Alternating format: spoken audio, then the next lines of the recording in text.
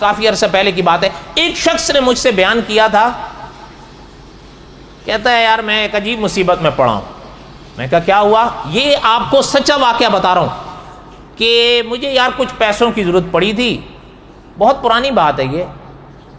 تو کہتا ہے میں نے ایک شخص سے ادھار مانگا، اس نے مجھے رقم بھی بتائی تھی، اب یاد نہیں کہ کتنا مانگا، لیکن یاد کچھ شک کے ساتھ آ رہا ہے، تھی رقم کچھ ہزار۔ کہتا ہے یار میں تو پھنس گیا۔ میں کہا کیوں؟ کہتا ہے وہ مجھے دے تو گیا، جاتے وقت اس نے کہا بھئی یہ تم رکھ لو، ادھار ہے، جب ہو دینا مجھے دے دینا، اور ایک کام یہ کر لینا بھئی چلو جب تک نہیں ہے نا تو ہر مہینے مجھے 100 روپیہ دیتے رہنا، جب آ جائیں گے تو سارے دے دینا، اور اگر تمہارے پاس نہ آئے تو جب تک نہیں آتے تو 100 روپیہ منتھلی دے دینا، تمہیں کوئی بوجھ بھی نہیں لگے گا، تم اپنا کام بھی چلا دینا۔ کہتا اس وقت تو مجھے یہ بڑی آسانی لگی، لیکن مجھے جہاں تک یاد آ رہا وہ کہہ رہا تھا مجھ سے کہ کئی سال ہو گئے یار، وہ 3 کا 3 ایسے ہی پڑا ہے، میں پتہ نہیں کتنے 100 دے چکا ہوں۔ حالانکہ ایک بات یاد رکھیں، میں یہ نہیں کہتا کہ آپ ایسا کرتے ہوں گے، اللہ نہ کرے کوئی یہ کرے، یہ بڑی جس ظاہر بات ہے، آپ جانتے ہیں اس کو کیا کہتے ہیں، یہ ایک ایسی مصیبت ہے کہ علماء نے لکھا ہے آپ صلی اللہ علیہ وسلم کے فرامین کی روشنی میں کہ اس بلا کا ادنا گناہ، حدیث شریف میں فرمایا گیا اس بلا کا ادنا گناہ ایسا ہے جیسے کوئی شخص اپنی ماں کے ساتھ زنا کرے۔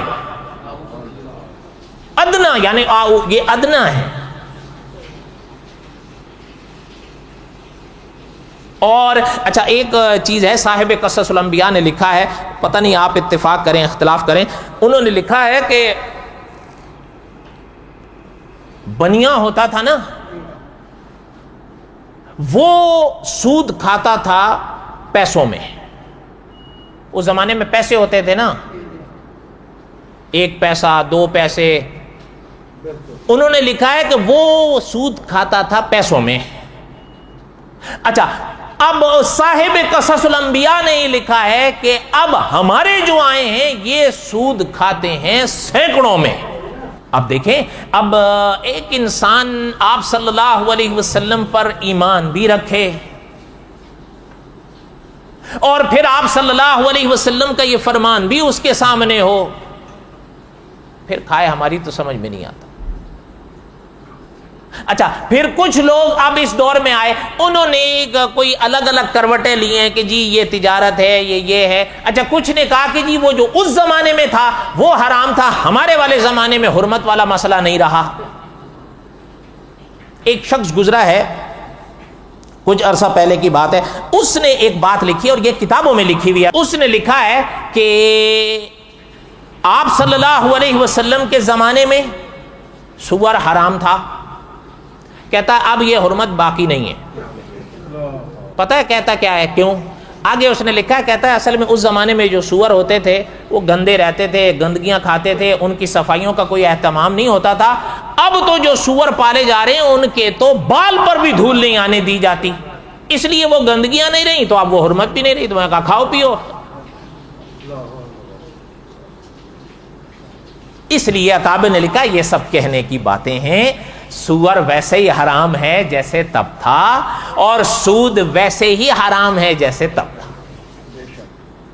اور یہ بلا تھوڑی آئی یا زیادہ ہے اس کو نکال دیا کرو، اور یہ آپ کے اور میرے اکاؤنٹ میں بھی آ جاتی ہے، کبھی کبھی ہمیں نہیں بھی پتا ہوتا آ جاتی ہے، لیکن اگر آپ تحقیق کریں تو پتا چل جاتا ہے۔ اس لیے یہ بلا آئے تو اس سے ہٹاؤ۔ ایک عام طور پر لوگ پوچھتے رہتے ہیں نا یہ حرام کیوں ہے، تجارت حلال ہے، یا تجارت میں انسان یہ باتیں سب آپ نے سنی ہوں گی یا اکثر لوگ کہتے رہتے ہیں۔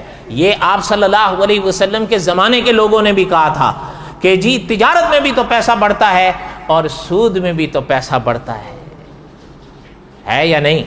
تو پھر جوئے میں گھٹتا ہے، کبھی کبھی تو اس میں بھی بڑھ جاتا ہے یا نہیں بھائی؟ یہ تو کوئی قاعدہ نہیں ہے نا، لیکن اللہ ذوالجلال والاکرام نے ان کو عقلی جواب نہیں دیا۔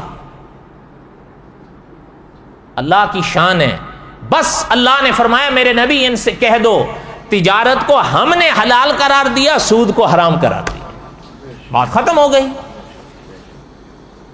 علماء نے لکھا ہے یہاں سے یہ بات پتہ چلی ہے کہ کچھ باتیں یا کچھ حکم کے راز یا حکمتیں میں اور آپ نہ جانیں تو حکمتوں میں نہیں رکنا ہے کہ بھئی پہلے پتہ چل جائے کیا وجہ ہے. نہ، حکم آ گیا ہے تو عمل کرنا ہے.